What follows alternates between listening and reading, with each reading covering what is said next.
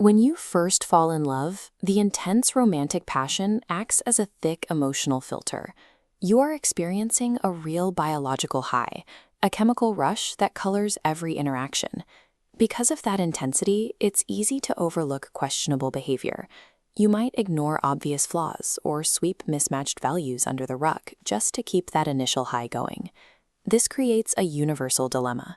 When problems inevitably arise, you have to determine if you are experiencing a normal period of adjustment or if you are looking at the first signs of a doomed foundation. You can't rely on that intense initial passion forever. Around the 6-month mark, those wild emotions typically stabilize. The biological fog lifts, forcing you to look clearly at the actual structure of the partnership you've built. As that emotional clarity returns, the relationship generally moves in one of two directions. For some, the partnership stabilizes into a healthy routine where differences are managed. For others, ignored early issues create recurring friction. Following that friction long-term leads to emotional burnout and slow erosion of self-esteem. To avoid that, you need a way to measure the actual health of your dynamic. We use a relationship viability scorecard to evaluate your partnership across 3 specific structural pillars. Evaluating a relationship isn't about seeking perfection. It's about distinguishing the bond-building friction that helps you grow from the structural rot that eventually leads to emotional bankruptcy. The first pillar is the foundation audit. Here, we assess baseline compatibility and shared goals. Romantic attraction helps form a bond, but it cannot be the entire structure. If you lack similar interests, shared goals, or common ground, your relationship is effectively hollow. A connection built only on romance faces a high risk of collapse once the initial biological passion fades. Without common ground, there is no material left to sustain the partnership. Next, evaluate the emotional labor. Who initiates the deep conversations? Who plans the dates? And who raises issues to resolve? If your partner says they care, but you are doing all the heavy lifting to keep the connection alive, the dynamic is one-sided. You are essentially manufacturing the illusion of a relationship by yourself. Carrying the full weight of a relationship leads to profound exhaustion. A sustainable partnership requires both people to participate in the work of staying together. We also have to account for timing. Friction often occurs when life paths, career trajectories, or personal readiness simply don't align. External realities matter. Mismatched timing can crush a bond, regardless of how much you may want it to work. Sacrificing your personal timeline or shouldering all the emotional labor to prop up a weak foundation is a recipe for resentment. The second pillar is the autonomy audit. This focuses on the preservation of your individual identity and your personal boundaries. Examine how you spend your time. It's a red flag if your partner becomes the only person you see, especially if you or your partner actively dislike each other's outside social circles. This scorecard tracks those specific behaviors. When isolation increases and outside friends are cut off, the dynamic slides toward dependency. Saying someone is your whole world might sound romantic, but in practice, this level of isolation erodes your own sense of self. Shift your focus to decision-making. Notice if your opinions are consistently overridden, or if choices are made for you without your input.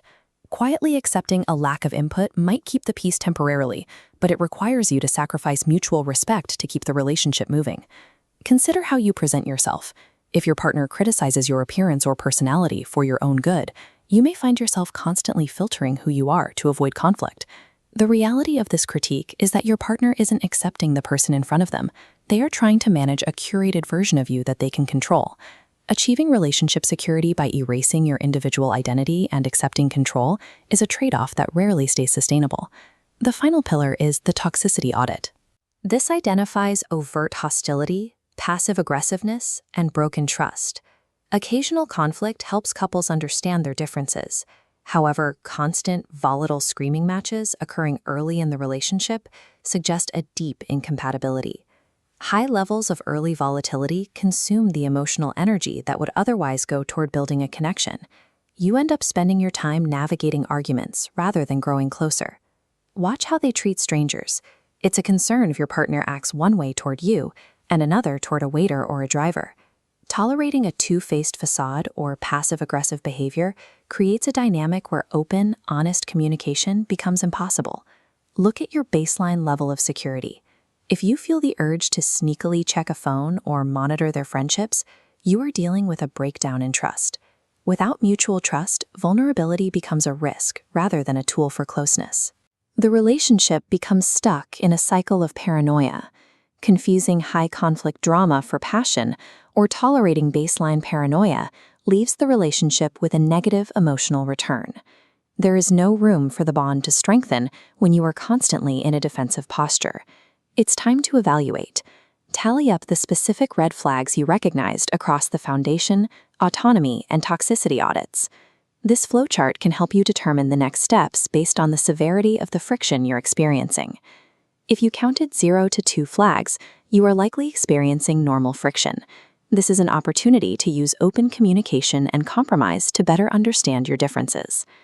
3 to 6 flags suggests a high-risk dynamic. This requires the immediate establishment of clear, non-negotiable boundaries regarding respect and communication. At 7 or more flags, the data suggests a structural failure.